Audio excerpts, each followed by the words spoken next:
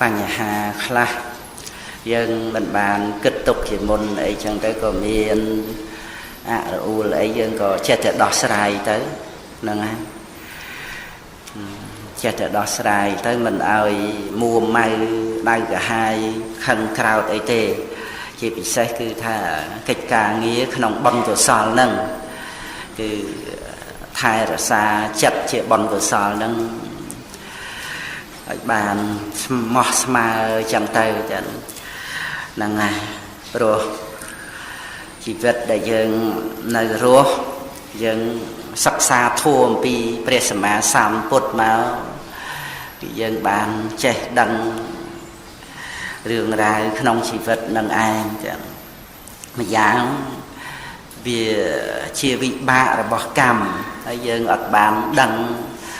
កុសលវិបាកអកុសលវិបាកអីហ្នឹងយ៉ាងណាទៅនោះទេយើងមិនបានដឹងមុនអីទៅនោះឡើយចឹងណាដូច្នេះយើងមានបញ្ញាហ្នឹងហើយដើម្បីនឹងកំណត់ទៅលើអ្វីអ្វីដែលបានកើតឡើងអ្វីអ្វីដែលបានមកដល់ហ្នឹងហើយចំពោះកុសលវិបាកក៏កុំឲ្យវង្វេងវង្វាន់ជាប់ជំពាក់នៅជាមួយហើយអកុសលវិបាកក៏ត្រូវតែកំណត់ដឹងឲ្យឃើញថាវាជាធម្មតារបស់ជីវិតហ្នឹងហើយម្ដេចម្ដាគឺយើងបាននៅរស់យើងត្រូវឲ្យកម្លាំងចិត្តខ្លួនយើងអញ្ចឹងណានឹងឯងកុំឲ្យមានអកុសលវិបាកអីបន្តិចបន្តួចមកទន់ខ្សោយនឹងឯងទន់ដៃទន់ជើងឬក៏អស់កម្លាំងចិត្តឬក៏កើតទុកមួម៉ៅក្តៅកាហាយបន្ទុះតោះទៅលើអ្នកនេះទៅលើអ្នកនោះហ្នឹងហើយគឺយើងត្រូវចេះឲ្យកម្លាំងចិត្ត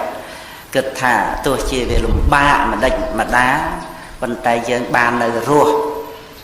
នឹងឯងទៅ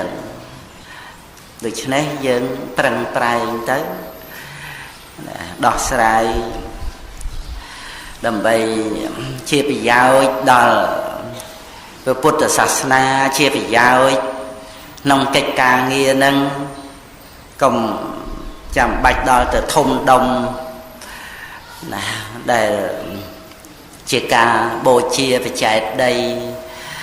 អីដល់ប៉ុណ្ណឹងសំបីតែជាប្រយោជន៍ដល់អ្នកដទៃនឹងហ្នឹងឯងម្នាក់អីហ្នឹងក៏ដោយដែលយើងអាចប្រព្រឹត្តទៅបាននៅប្រយោជន៍ហ្នឹងឲ្យអ្នកដទៃហ្នឹងបានសេចក្តីសុខហ្នឹងក៏រីករាយជ្រះថ្លាសេចក្តីសុខក្នុងជីវិតរបស់យើងតាក់ទងទៅនឹងអំពើដែលយើងធ្វើផ្ទាល់នឹងឯងទៅក៏ណាយើងមានពិសោធន៍មកយើងដឹងណាអ្វីដែលយើងបានប្រព្រឹត្តទៅនៅក្នុងអំពើល្អជួយទំនុកបំរុងជួយសង្គ្រោះអ្វីទាំងអស់ដែលមានឧបនិស្ស័យអាចប្រព្រឹត្តទៅបានអញ្ចឹងណាហ្នឹងហើយដែលជាអារម្មណ៍នាំឲ្យមានសេចក្តីសុខជាអារម្មណ៍នៃបកម្មដ្ឋានអាចប្រព្រឹត្តទៅបានទេតើដូចជាចាគានុសតិអីមើលសីលានុសតិទេវតានុសតិអីហ្នឹង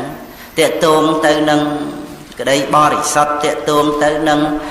កុសលកម្មអំពើល្អដែលបានធ្វើហ្នឹងវាคล้ายទៅជាអារម្មណ៍ហ្នឹងគឺអ្វីណាដែលចិត្តដឹងអ្វីនោះឯងដែលហៅថាអារម្មណ៍នឹងឯងអញ្ចឹងនៅពេលដែលចិត្តដឹងទៅក្នុងអារម្មណ៍ណាអារម្មណ៍ហ្នឹងបាននាំឲ្យមានបៃតិបាមុជ្ជៈកើតឡើង